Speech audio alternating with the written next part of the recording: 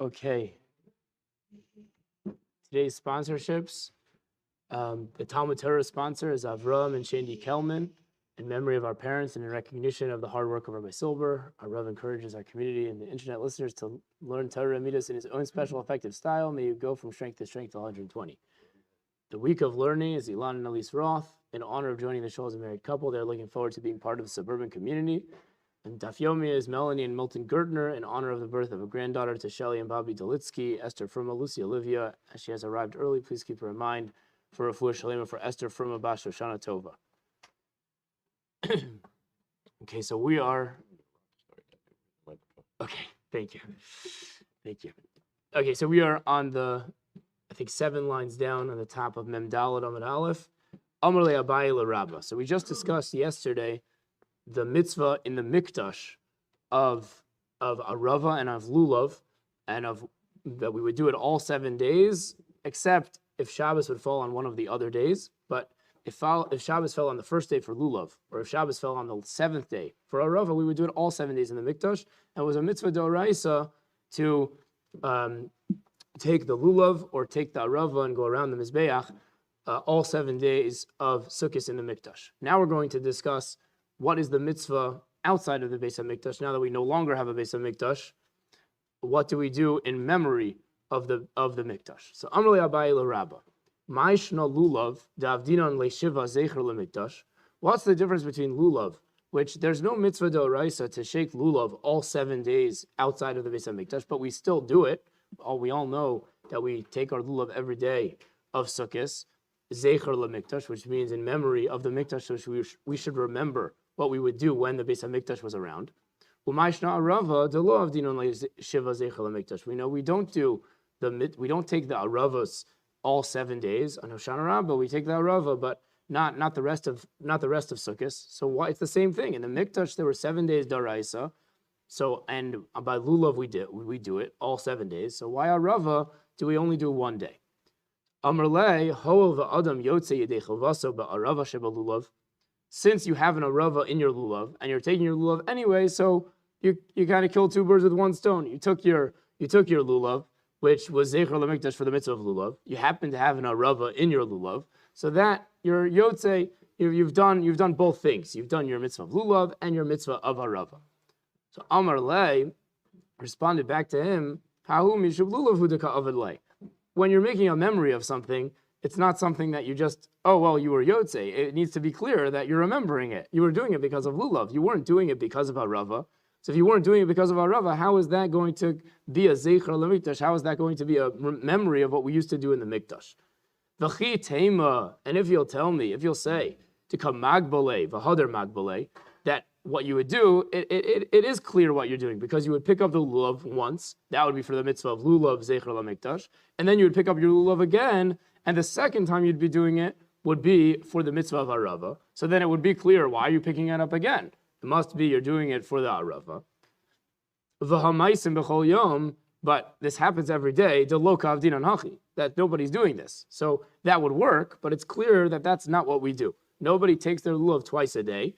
And so therefore we're back to the question of why, if they're the same mitzvah in the mikdash, that lulav was taken every day in the mikdash, and Arava was taken every day in the mikdash, why when we make the memory of what we used to do, the commemoration of what we used to do in the mikdash of Lulav and Arava, that we do different things. That Lulav we take every day, and Arava we only take on the 7th. So Amar Rav Zvid Mishmei Arava, Lulav de Oraisa, Avdinon Shiva Zecher LaMikdash.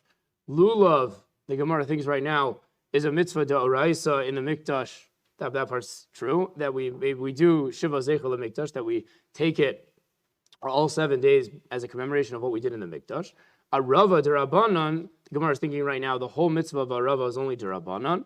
Lo avdinan le'shiva zecher le'mikdash. Arava, which the whole concept, even the mikdash, was only derabanan, so therefore it wasn't as important. So we did we don't do it all 7 days zecher to what we do in the mikdash. The Gemara questions that. Laman, as we saw yesterday, we also said it was doraisa. Who are you going in to say that Arava is derabanan in the mikdash?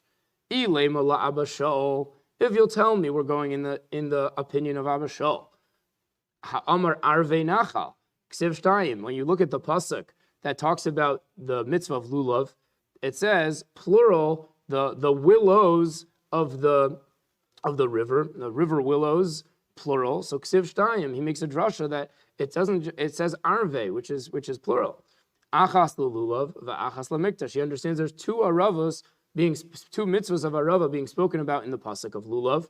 One mitzvah of Arava is for the Arava that goes in the lulav bundle, and one is for the mitzvah of the mikdash. So it's clear Abba Shaul learns that the mitzvah of Arava in the mikdash is a mitzvah d'oraisa. Ilu Rabbanan. And if you'll say we're going with the one who argues with Abba Shaul, a different opinion, Hilchos HaGemirila. They hold that we have a tradition that this was a halacha that Hashem told Moshe on Har Sinai that doesn't have any source in a pasuk, but that also is a d'oraisa. It's not a d'Rabbanan. D'Rabbanan is something that came later. This is a d'oraisa. Right? The same type of thing of how we know tefillin are black. All those things are halach l'mosh misina. There's no source for it, but we have a tradition that's passed down to us that Hashem told this to Moshe and Har Sinai. So how do we know that? To Amar of Asi, Amar of Yochanan, Amar of Amishom Rab Nechunya, Ish Bakas Beis Chorasan. Rav Asi said in the name of Rav Yochanan, who said, name of Rav Nechunya, a person in the valley of Beis Chorasan, that these three things, Eser Netios, Arava, V'nisa Chamayim, Halacha L'mosh Misinai. Eser Netios is a halacha that is before the Shemitah year, which is what we're holding right now. Before the Shemitah year, there's a halacha that there's a difference of when you could plow. On the Shemitah year yourself, you can't plow your field. Before the Shemitah year, there's a halacha that there's also before the Shemitah year you can't, a month before, at different times you can't plow it. There's a difference between if you have an orchard or if you just have a tree. So we have to define what's called an orchard and what's called just a few trees. So this halacha, not to get into too much, is Eser Netios, is 10 small trees in a certain amount of space. That's already called an orchard. For that halacha, Arava is the mitzvah we've been talking about, that Arava is taken in the mikdash all 7 days. The Nisach HaMayim we saw in the Mishnah was a special mitzvah of the water libations. Usually we only do wine libations. On Sukkot we do water libations. On the Karbonos, those are all halacha l'mosh misinai. There's no sources in the Sukkot for those halachas, but they are just as much deoraisa. They're not instituted by the Rabbanim, but rather they're from the Torah. Hashem told Moshe to do these things. So we see everybody agrees that Arava in the mikdash is deoraisa. So how could you say the reason why we do Zecher LaMikdash by Lulav all 7 days, but we only do Zecher LaMikdash by Arava for 1 day is because Arava in the Mikdash only D'Rabbanan? There's no one who holds that. Everybody holds that Arava in the Mikdash is D'Oraisa. So we have to go back and say a new answer to the difference between Lulav and Arava. Ella Amr of Zvid Mishmei Rava. Rather, Rav Zvid said in the name of Rava, Lulav de Islay Ikar min HaTorah Bigvulin. A lulav, which there is a day, at least 1 day, mid-da'oraisa, even outside of the Beis HaMikdash, which is min HaTorah, which is da'oraisa, then avdinan le'shiva zeicher l'mikdash. Then, outside of the Beis HaMikdash, we'll do all 7 days in commemoration of the Mikdash. Arava de lesle ikar min HaTorah bigvulit. Arava, which doesn't have any da'oraisa mitzvah outside of the Beis HaMikdash, lo avdinan le'shiva zeicher l'mikdash. We don't do a commemoration of all 7 days, only 1 day. The difference is there any mitzvah outside of the Beis HaMikdash between Lulav and Arava? By Lulav, at least the first day is a mitzvah d'oraisa to take outside of the Beis HaMikdash. By Arava, there's no mitzvah for anyone to take outside of the Beis HaMikdash d'oraisa, so therefore, we don't do as much Zecher LaMikdash, we just do it 1 day on the 7th day. So that's the end of this part of the Gemara, that there's a difference, even though in the Beis HaMikdash the mitzvah was the same, Lulav and Arava, but what we do in commemoration of what they would do in the Mikdash is different. Than on Lulav, we take every day, and by Arava, we only do on the 7th day. Okay, now we're going to go back to discuss what they would do in the Beis HaMikdash by Arava. So, Amar Reish Lakish, Kohanim ba'alei mumim nechnasim bein ha'ulam ulam mizbeach kedei latzes ba'arava. We have to know a little bit about the way the Beis HaMikdash was set up. There's certain places where different people could go, depending on how far into the Beis HaMikdash you would go. There was a certain place where even Goyim could come, a certain place people who were different types of Tumah could or could not go. Well, so there was the Ezras Nashim, then there was the Ezras Yisrael, Ezras Kahuna. So all of these are different places where the different people could go. So one of the things is Kohanim Bali Mumin, which means people who were Kohanim, they had a fine yichlas, but they weren't able to serve in the Beis HaMikdash because the Torah requires you to, a certain Mumin didn't allow them to do the avoda, and therefore they weren't allowed to go on the other side of the Mizbeach. On the side of the Mizbeach closer to the Kodesh, they weren't allowed to go. But Rish Lakish says, for the mitzvah of Arava, the Kohanim would be allowed to go because they had to circle the Mizbeach, so you have to go on the far side of the Mizbeach. So since they had to circle the Mizbeach with the Arava, all the Kohanim would do this, would do this mitzvah Arava, even the Kohanim Bali Mumim would go, in order to do the mitzvah of Arava. So Amr le Rav Yochanan mi Amra. So the Gemara understands Rav Yochanan right now is saying mi Amra, who says that there was a mitzvah of Arava? You said the word kedei latzeitz ba'arava. You said the words in order to fulfill your mitzvah, your chova, your obligation of the mitzvah of Arava. The Gemara understands Rav Yochanan now is asking mi Amra, who said that there is even an obligation of Arava, that you're saying such a big chiddush that usually Bali Mumin are not allowed to go past the Mizbeach, and now they are. So the Gemara questions, mi Amra, how could Rav Yochanan say, who said that it's Doraisa? Ha'yu Amar. He's the one who told us that it's a mitzvah Doraisa. The Amr of Asi, Amr of Yochanan Mishum, Reb Nechunya Ish Bakas Beis Chorasan, exactly the same thing we just quoted, that Reb Asi told us that Reb Yochanan is the one who reported in the name of Reb Nechunya, this man from the valley of Beis Chorasan, that Eser Netios, again the halach of the orchard before Shemitah, Arava, which is what we're talking about, V'nisach HaMayim, halach l'Moshe Misinai. And we said he's the one who told us that Arava is halach l'Moshe Misinai. So how could he say to Reish Lakish, who told you that this is a mitzvah? So that's not what Rav Yochanan meant when he said mi Amra. Can't be. Ella mi Amra b'netila dilma b'skifa.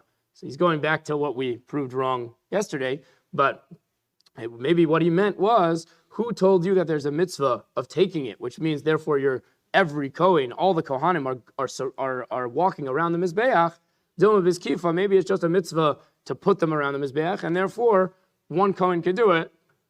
There would be no need for all of the Kohanim, including the ones with the Bali Mumin, to surround the Mizbeach. And he continues, mi Amra b'Bali Mumin, and even if you'll tell me that it is a mitzvah of Netila, who said that it's a mitzvah on all the Kohanim, including the Bali Mumin, that we should say this new idea that places where they're not usually allowed to go, for Arava they're allowed to go. Mi Amra b'Bali Mumin, who said that Bali Mumin are included in this mitzvah, that they have to do it? Dilma b'Tmimim, maybe only the Kohanim without a mum, the Kohanim which would be kosher for avoda, who are allowed to go past the Mizbeach, would be the ones that are circling the Mizbeach with the Aravos, who said that the Bali Mumin were included in that.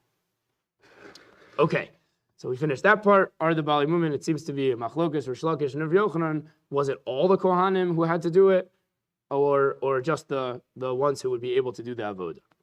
Okay, next part. It's Mar Rav Yochanan Rav Yeshua ben Levi. So it was stated, the name of Rav Yochanan and Yeshua ben Levi, Chad Amar Arava Yesod Neviim. One said that Arava is Yesod Neviim, which means that it was a takana. It was a formal law passed by the Anshe Knesset Agadola, which had Neviim in it. Right, when we came back, when Ezra came back from Bava, we had the Anshe Knesset Agadola, which had the last Neviim of Chagai, Zechariah, Malachi as part of it. So it was a takana from the Neviim, a very early takana. This is where all of the things that we have in the Siddur were made. All of what we know as Yiddishkeit was in the Rabbanon world, brachos and Shemona Esrei, all these things were formalized by the Anshe Knesset Agadola.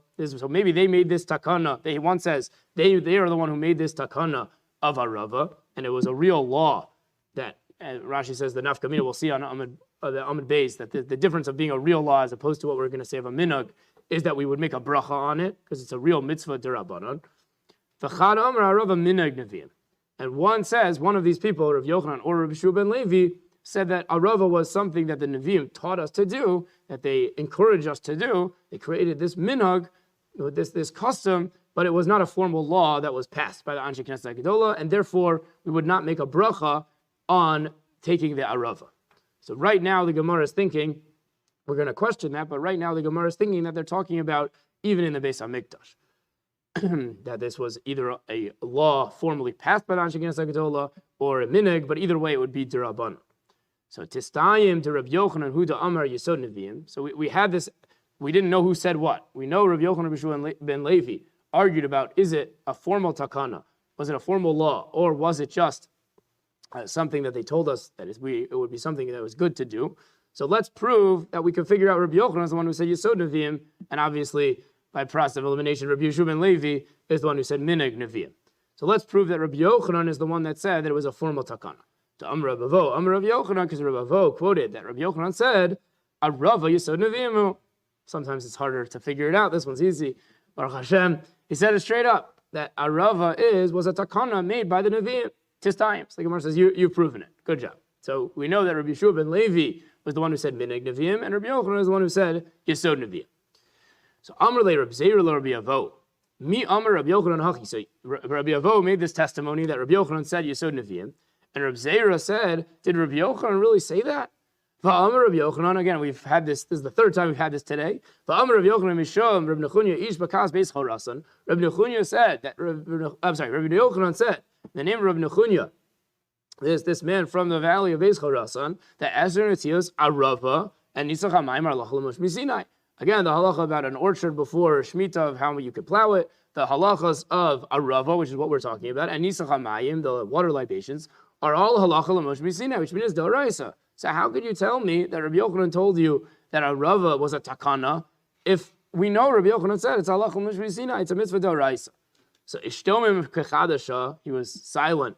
He was for a moment, and he didn't know how to answer that question. The Amar, but then he gathered himself and he said, Shachum v'chazru v'yistum. Maybe really it was halacha l'mosh misinai, but when the first piece of Mikdash was destroyed, or a little bit before, when Klal Yisrael was exiled to Bavel, Nebuchadnezzar, so because of the going into Galus, we forgot the halachos. And when the Anshe Knesset Hagdola came back to Eretz Yisrael in the times of Ezra, so maybe then they got this nevuah that they should reinstate it, and therefore it could be d'oraisa, and yet it also was a formal law made by the Nevi'im, by the Anshe Knesset Hagdola. So that what this Gemara is suggesting is maybe because of the hardships of being sent into Galus, that halachos were forgotten.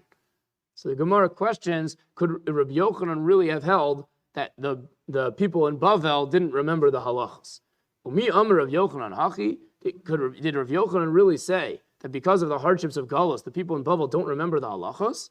V'ha'amr Rabbi Yochanan dilachon amri. Rabbi Yochanan said, I'll say the story in a second, but the words mean that Rabbi Yochanan said, he was talking to, he was the Rosh Yeshiva in Eretz Yisrael, and he was talking to the Moraim in Eretz Yisrael, and he said, that which, Dilachon Amri, I used to say that the Torah was yours, you never got exiled, and therefore the people who remained in Eretz Yisrael really remember the Torah better.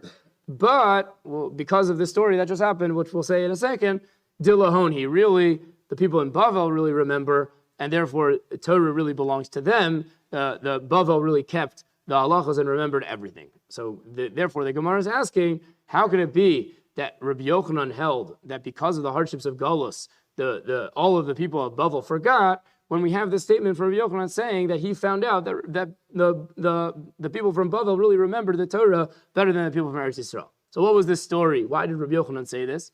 So there was a time, the Rav Kahana, who was a Talmud of Rav, who was the Rosh Yeshiva in Bavel, one of them, like Rav and Shmuel were Rosh Yeshivas in different yeshivas in Bavel, and Rabbi Yochanan was the main Rosh Yeshiva in Eretz Yisrael, and Rav Kahana was one of the Talmidim of Rav in Bavel, and he got in trouble with the government in Bavel, and he had to run away, and he ran away to Eretz Yisrael. And when he ran away to Eretz Yisrael, he went to Rabbi Yochanan, yeshiva of Rabbi Yochanan. And when he came, Rabbi Yochanan asked him all the questions that he didn't know, and Rav Kahana was able to answer everything for him. So therefore he said, wow, it's unbelievable. I used to say that the people of Eretz Yisrael were the ones who kept the Torah, who remembered everything. But now that I see Rav Kahana, who was able to answer me, the Rosh Yeshiva of Eretz Yisrael, he was able to answer all of the questions that I didn't know. It must be really Bavel is the one who kept everything, who had the correct tradition and remembered everything, even though they went into Galus, and not the people of Eretz Yisrael. So that was the story of where Rav Yochanan said that. And the Gemara is taking that statement of Rav Yochanan and saying, if that's true, that Rav Yochanan was able to see from Rav Kahana that the people of Bavel were so able, even through all the hardships of Galus, to remember all of the Torah that they had, so then how could we say that Rabbi Yochanan was saying Yesod Nevi'im by Arava to say that because of the hardships of Golus, all the people of Babel forgot. It can't be. So the Gemara goes back and re-explains. Lo kasha, so it's not a question. Rabbi Yochanan could say it's halach l'mush Sinai, and Rabbi Yochanan could also say it's Yesod Nevi'im. Why? Because kan b'mikdash, the kan b'gvulin. The halach l'mush Sinai, like we've been saying the whole time, was in the mikdash. The only mitzvah d'oraisa of Arava was in the Beis HaMikdash, and that was all 7 days. When Rabbi Yochanan said it was Yesod Nevi'im, that was talking about what we've been talking about today, which was the Zeicher LeMikdash, which was the takana that we made in commemoration of what we used to do in the Mikdash. Everyone agrees that's D'Rabbanan, and that's what Rabbi Yochanan was talking about. Was that a minhag? That's what Rabbi Shimon Levi was saying. That wasn't a formal law passed by the Anshe Knesset HaGedolah, but rather it was a formal takana that Rabbi Yochanan held. It was a formal takana that Anshe Knesset HaGedolah passed, arguing with Rabbi Shimon Levi, who said it was just something that they told us to do. So Rabbi Yochanan would say you would make a bracha on the mitzvah of Arava outside of the Beis HaMikdash. Okay, so now talking more about this mitzvah of Arava, we're going to have different rules about how you have to be Yotzei, what do you have to do in order to fulfill the obligation of Arava. So Amar Rabbi Ami, Arava tzricha shir. First of all, it's not just any Arava that will do. There are certain measurements, certain amounts that you need, which we're going to discuss soon, of what you need in order to fulfill the mitzvah of Arava. Not any Arava will do. The einani telas ela b'fnei atzma, and you can't take it except by itself, meaning you can't have it with anything else. It needs to be just the Aravas, or Arava. We'll see if you need a few or just one, but it can't be taken with anything else with it. Ve'ein adam yotze yedei chovaso be'arava shebelulav. And a person can't be yotze by just picking up his lulav, which has the Arava in it. He can't be yotze with that. So the Gemara is bothered. It seems like we said two things that we already know from the first one. It says you have to take it by itself. So if you have to take it by itself, why is it saying that why does it need to tell me that you can't be yotze with one shebelulav? Then that's not by itself. That's with all the other things that the lulav bundle consists of. So that's the Gemara's question. Kivan da amar mar einani telas ela b'fnei atzma. Since you just said that it has to be taken by itself, pshita te ein adam yotze be'arava shebelulav. So then that's simple, that you can't be yotze with the Arava and the lulav. It's by definition coming with the lulav hadassim, meaning you're coming with other things. So then why do we need two statements? Just say it needs to be taken by itself, and we would know everything. So the Gemara says no. Then you could have gotten confused. Mahu detema. If I just would have said the first line that it has to be taken by itself, I would say hani mili. That's only heicha delo agbe v'hadar agbe. That's only talking about where you just picked it up once. So if you just picked it up once, it needs to be by itself. Avo agbe v'hadar agbe emalo. But if you did a separate picking up, in order for the Arava, maybe that would be clear that why are you picking up again? It must be for the Arava. Maybe that would be good enough. Kamash malan, that's not good enough. So we needed the first line that said that it has to be taken by itself. But in order to tell us that it's not just a taking by itself, meaning its own picking up, that a special picking up for itself, it's not only that, it's also, it needs to be actually by itself, no matter what. So therefore, we needed the second or third line, the second statement of Ein Adam Yotze Edei Chavasa Be'Arava Shebelulav. Even if you're picking it up a second time, special for the Arava, that's not good enough. You need to have it by itself. Rav Chizda Amar Rabbi Yitzchak Adam Yotze Edei Chavasa Be'Arava Shebelulav. Rav Chizda said the name of Rabbi Yitzchak that no, a person can be Yotze his chava with the Arava in the lulav. Okay, so either it has to be taken by itself, or you could take it with Arava Shebelulav. So we said, the first thing Rav Ami said was Arava tzricha shir. That to be Yotze this mitzvah Arava, you need a certain measurement, a certain amount. So what is that? V'kama shi'ure. The Gemara asks, how much is the shir? What is the shir? Amar of Nachman, gimel bade alin lachin. 3 sticks with wet leaves on each one.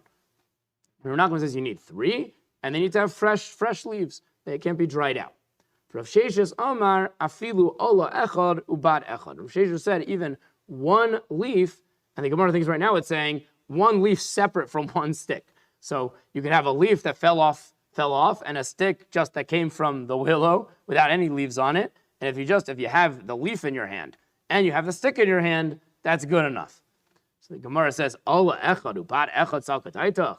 You really think that if you take a stick and you just take the leaf separately, that's good? I mean, the Gemara is asking, we learned in the last parak, there's something called a lakicha. When you take something, it needs to be clear you took it. If it's something that fits in your hand, a leaf fit in your hand, you can't see it, and it's not clear you took it at all. So Gemara is asking, it can't be that just a leaf in your hand is good enough. If you don't need the leaf, you don't need the leaf.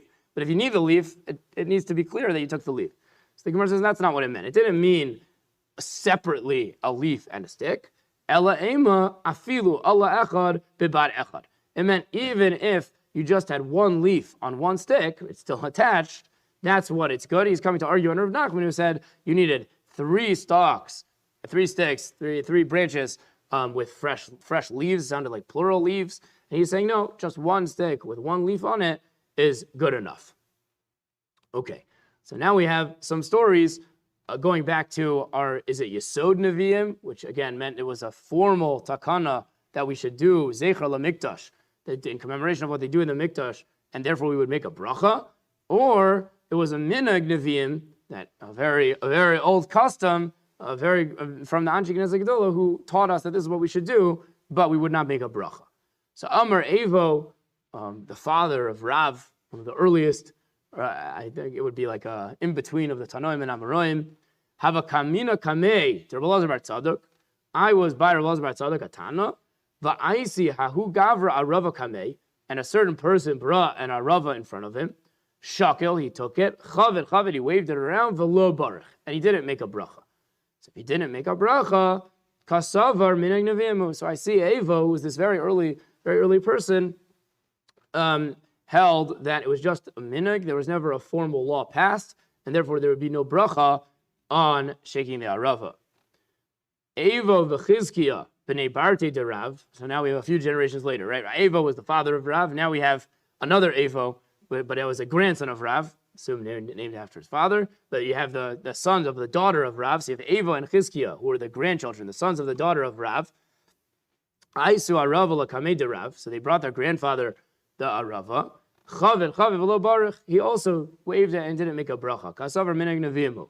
So we found Evo and Rav all didn't. It didn't hold that it was Yesod Nevi'im. Rav Yochanan said it was Yesod Nevi'im, but the people in Bavel, Rav and his father held that it was Minhag Nevi'im, and you would not make a bracha. Amar Evo. So now we're going to say, we just quoted what Evo said that he saw by Rabbi Elazar bar Tzadok the Tana. So for the rest of the Gemara, we're going to be quoting other things that don't really have to do with what we've been talking about, but other things that we have as Mesorah, that in the tradition that he had heard when he was by Rabbi Elazar bar Tzadok. So Amar Evo, have a kamina kamei Rabbi Elazar bar Tzadok. I was standing in front of Rabbi Elazar bar Tzadok, and asla kamei hu gavra, and a certain person came in front of him. Amar le kiraisa isli, I own a city. Karmia isli, I own a vineyard. And Zeisaya isli, and I own some olive trees, an olive orchard. The asu b'nei kraisa, and what happens by me is that on the Shemitah year, which there are rules about, you need to let anybody come and take it. Everybody should be able to take it. You can't do any business with it. You can't work the land. There are lots of rules during Shemitah. So Amar le, Va'asu b'nei kraisa, what would they do? The people during the Shemitah year from my city would come, umakashkeshen bekarmia. They would do some type of digging around the roots of the vineyard. Va'ochem b'zeisaya, and in payment for doing this work of digging around the roots of the vineyard, they would take the olives as their payment. They would eat the olives as their payment. So he asked, Arich o lo arich? Is this proper or is this improper? Is this the right thing to do? Am I allowed to do this on Shvius, where there's really 2 things that you could question? One thing is that you're working the land. They're digging around to try to help out whatever they're doing for the roots. Find out there's 2 different types of things they could be doing, but for the roots of the vineyard, and also that you're paying. You're not allowing anybody to just take your olives. You're specifically keeping your olives to pay these workers who are helping out of the roots of your vineyard. So is that proper or is it improper? Amar le, so he answered him, lo arich. It's improper. Avakashavak leva azal, when this man left, Amar, he said, K'du avisi diary ba'ara hadam mem shanin. I've been living in Eretz Yisrael for the past 40 years. V'lo chamisi bar inish mahalech ba'archan detaknun kedain. And I never saw a person was going on the straight path, going on the right, in the right ways, like this one. He felt that this person was a special Yireh Shamayim, that he came to ask about these things, which people wouldn't see as such important things. He's not paying, he's not doing business with it. They come, they dig a little bit, and then they give he let them eat the olives. It's not so clear to people. It looks like they're just coming and taking it. It doesn't look so bad, but he was such a Yireh Shamayim that he was worried about, maybe it's improper, and I have to ask to make sure this is okay. So Hadar Vasi, when he came back, I'm really my mevad. So what should I do? If it's improper, what is the correct thing to do? So Amrle, after Zeisaya Lachasuchaya, you really need to just let anybody, even the poor people, take your olives. You can't specifically pay these workers with the olives. The tain pritaya lekishkushe kramin, and you should pay them. I mean, whatever. I guess it wasn't such a hard work, but you pay them little prutos are like the smallest currency. You pay them money, but pay the money, not with the olives. Lekishkushe kramin, for this digging around in the roots of the kramin. So it sounds like he's allowing them to continue working and dig by the roots. He's just saying that you can't pay them with the olives. You have to let the olives let anybody take them. So the Gemara questions, Vikishkushe mishari, is this digging around the roots, is that permitted on the Shemitah year? V'atanya, v'hashviyas tishmetenu netashta. The pasuk says that during the Shemitah year, you have to leave it fallow and let it rest. Leave it. So in the Gemara says, what are these two? The Brisa says, what are these two words? Tishmetena mila kashkesh. Exactly what we're talking about. Is this digging around in the dirt? And netashta mila sakel. And you have to leave it. You can't take the rocks out to make the land better. In order to be more fertile, you can't remove the rocks. So it's clear in the Brisa that kishkush, is digging around in the dirt by the roots, is not allowed on the Shemitah year. So Amar of Ukva Bar Chama Trei Kishkushe Havu. There's really two different types of digging around in the dirt. One of them is mutter and one of them is aser. Chad Situme Pili. One is the filling in of the cracks.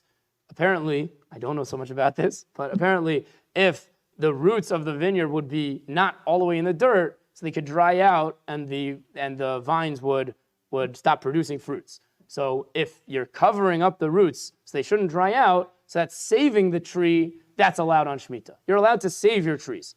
The chad avruye elani. One is making it better. You're aerating the land, or you're doing things that are just going to make the vines grow better and the grapes grow better. That's what's not allowed.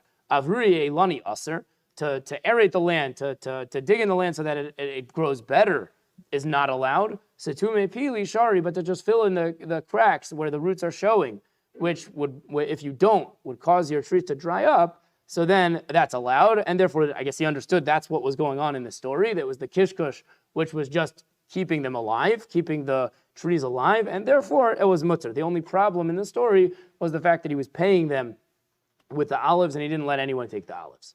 That was one story of Evo, what he saw by Rabbi Silber bar Tzadok. Now we have another story, completely different idea. Amar Evo Mishum Rabbi Silber bar Tzadok. Evo said, in the name of Rabbi Silber bar Tzadok, Al Yahalich Adam Ba'arve Shabbosos Yoser Migimel Parsos. A very interesting halacha. Not sure. So again, nowadays where we have so many ways of communication and cars, you could be far away, but you're never going to see. It's about communication. If they're not going to know where you are, we have so many ways of communication that I don't know if this would happen. But in those days, right, there were no communication. You couldn't just pull out your cell phone and send a text or a call or anything like that. So a person shouldn't go on Erev Shabbos more than 3 parsos away, a considerable distance. I think a parsa is 3 mil, and I think that's like at least 1.5 miles, 2 miles. So this is like, I don't know, 8 miles away, something like that. A considerable distance away. You shouldn't go that far away on Erev Shabbos, and the understanding is because no one knows to prepare for you, and there won't be enough food for you of wherever you're going, or we're going to see even if you're coming back home, they're not going to know that you're coming back home to feed you. So when was this said? The Amr of Kahana, lo Amr nelo lebese. The only problem with traveling that far away on Erev Shabbos is if you're planning to come home, because it's going to cause shalom bayis issues. If your wife doesn't expect you home for Shabbos, and then you show up, knock on the door, and expect a whole Shabbos meal, that's going to cause shalom bayis issues. She didn't prepare for you. She didn't think you were coming back. You were so far away. You're going to show up, and you're going to ask for your meal, and it's not going to be there, so don't do that. You want to go somewhere else, aval ushpize. If you're going somewhere else, amai de naket samach. You don't expect that someone else is going to, just come up with food for you, so you'll be okay with whatever food you brought with you on your trip, and therefore there's no problem. So the issue over here is not a Hilchos Shabbos thing. It's a either shalom bayis or a we don't want people to be upset at people type of halacha of a good idea to make sure that you don't create uncomfortable and situations. So Rav Kahana said that's only a problem if you're going home where the expectation is that you get fed. But if the expectation you will show up by someone's door and they're nice enough to give you a place to sleep, the expectation is not necessarily that they're going to give you food also. If you went on a trip, you should have the food to provide for yourself on the trip. So Rav Kahana limited this statement that it's only if you're planning on to go home. The Iga da Amri, there are those that have the tradition the other way. Amr Rav Kahana lo nitzrucha ela afilu lebese. That it's the exact opposite of what we were just saying. Man, that we would have thought that maybe you're allowed to come home because at least it's your food. So it's your food, so you can come home. So whatever there is, you can eat. But if you're going somewhere else, so you might not have anything. And he said, no, you're not allowed to go anywhere. If you're going to be 3 parsos away on Erev Shabbos, you can't even go back to your house where it's your own food, because again, you're gonna cause these problems. And therefore, whether you're going to someone else's house, you put them in an uncomfortable situation that they can't feed you. Whether you're going into your house where they're not going to not give you your own food, but you're going to be taking away the food that was expected to be given to the rest of the family. Both of them are asur. Amr of Kahana, b'didi hava uvda. This happened to me that I was traveling and I was 3 parsos away on Erev Shabbos. Vafilu karsana daharsana, kasa daharsana lo ashkachi. And I didn't even find this very cheap fried fish. It sounds kind of like herring. I don't know exactly what it is, but you had this oily small fish that was cooked. Apparently it had flour in it also. I don't know. I'm not such a herring person, but I don't know. Whatever, this small dish that fish that they would have, that the Gemara always uses as its example of like the a cheap small food. I didn't even find that. So it's not a good idea. Take out of this Gemara. Don't show up at someone's house, even your own house, if you're not expected. People like to know when they're having guests, or even when they know when their husband's going to be home. Okay, so that was the last halacha that we had that Evo said that he saw by Rabbi Elazar bar Tzadok, by the Tan, Rabbi Elazar bar Tzadok. Okay, so going back to the last thing that we had in our Mishnah, that mitzvahs lulav ketzad, right? We had the whole story of before they made the takana that everyone should take, when the Beis HaMikdash was around, that everyone should take the lulav in their own house.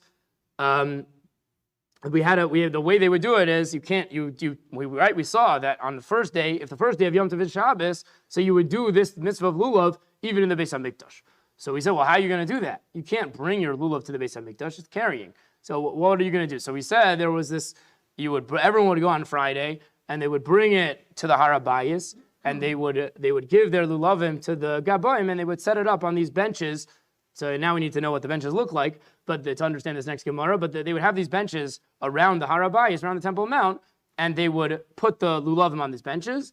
And these benches, right, seem pretty fancy, that they even had a roof on them, for the rain. So if you want to sit, you got tired on your way and you want to sit, so you could sit and you could get covered from the rain even.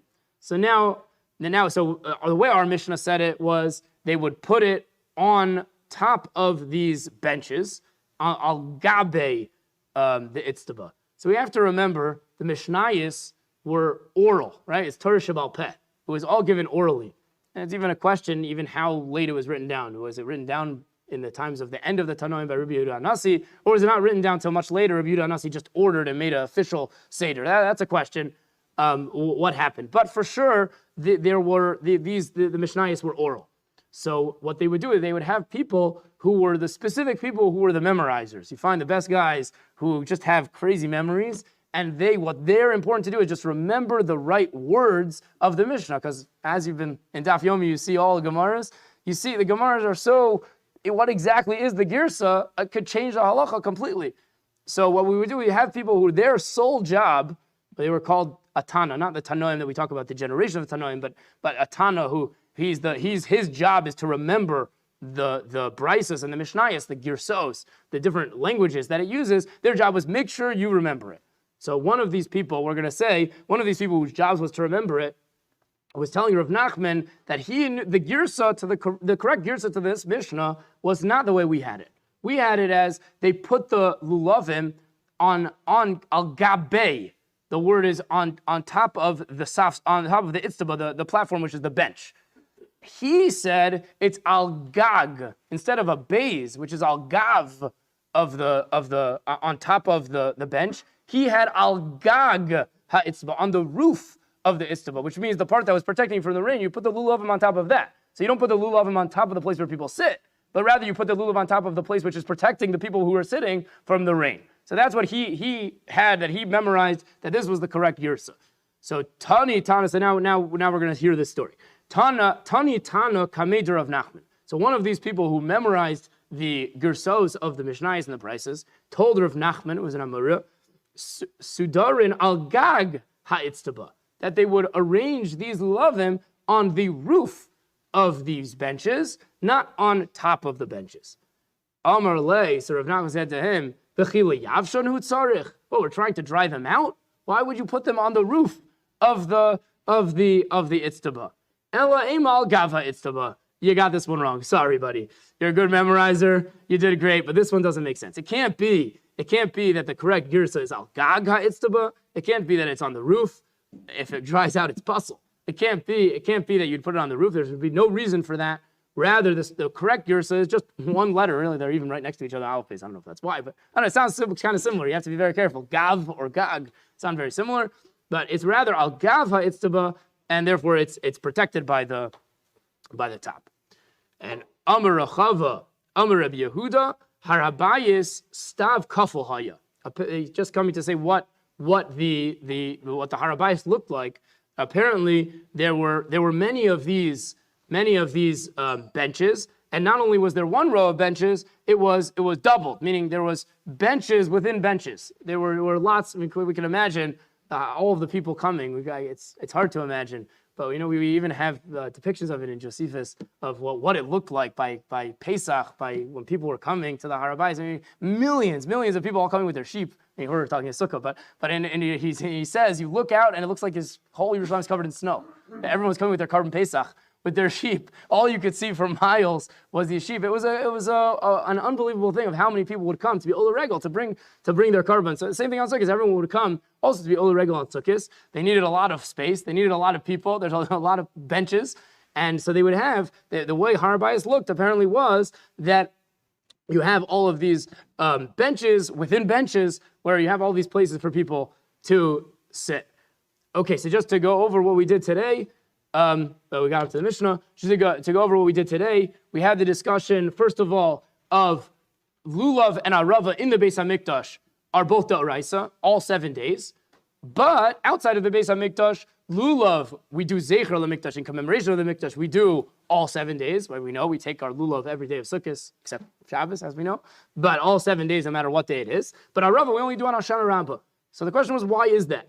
So Gemara said the reason for that is Lulav, which outside of the Beis HaMikdash, at least of 1 day is D'oraisa, so all the days we do Zecher LaMikdash. Arava, which outside of the Beis HaMikdash had no source, D'oraisa. There really is no mitzvah outside the Beis HaMikdash, so therefore, in commemoration of what they did in the Mikdash, we would do it for 1 day. Then we discussed that we had a couple of discussions of, is it true, is it not true? But we came out, everybody agrees that in the Beis HaMikdash, this mitzvah of Arava was D'oraisa, but outside of the Mikdash, we had a machlokas. Was it a formal, this Zecher LaMikdash, was it a formal takana? The Anshe Knesset Agdola established. The difference being that you would make a bracha on it. It would be like a mitzvah of Chanukah, we make a bracha on a mitzvah of Purim, Kriyas Megillah. All these are derabanas, but there are formal laws that were made that we make a takana on. Or was it a minig? Was it just something that the Nevi'im, the Anshe Knesset Agdola, told us we should do in commemoration of the Mikdash, but not something that was a formal law passed. Then we had what actually do you do with the Arava? What do you need to do? So we said it was needed to be taken by itself. We said it was a machlokas. Do you need 3? Do you just need 1 with 1 leaf on it? How big was it? We had this discussion of when you were in the mikdash, when you were going around, was it all Kohanim and exceptions even for the Bali Mumin who wouldn't really normally be allowed around the Mizbeach? Maybe for this mitzvah they would be allowed, and Rabbi Yochanan questioned that. And then we had these interesting stories of, if you just think about it, he's talking about, these are the stories from the Tanoim, probably by the end of a generation. These are the stories I remember. So these are we had 3 stories here. One was Negea to us, which one was relevant, which we brought to prove that he held that it wasn't a formal takana to take the Arava Zeicher L'Mikdash. It was only a minig, and therefore he didn't make a bracha. And these other 2 stories of this person who was a Yirei Shamayim, who was so worried about making sure he did the right thing on Shemitah, and then the story about making sure keep people comfortable. No, don't get up on people for Shabbos when they don't know you're coming. And this last thing of that the Harabayas would have all of these benches, and you would put them on top of the benches, not on top of the roof, so they wouldn't dry up. Shabbos.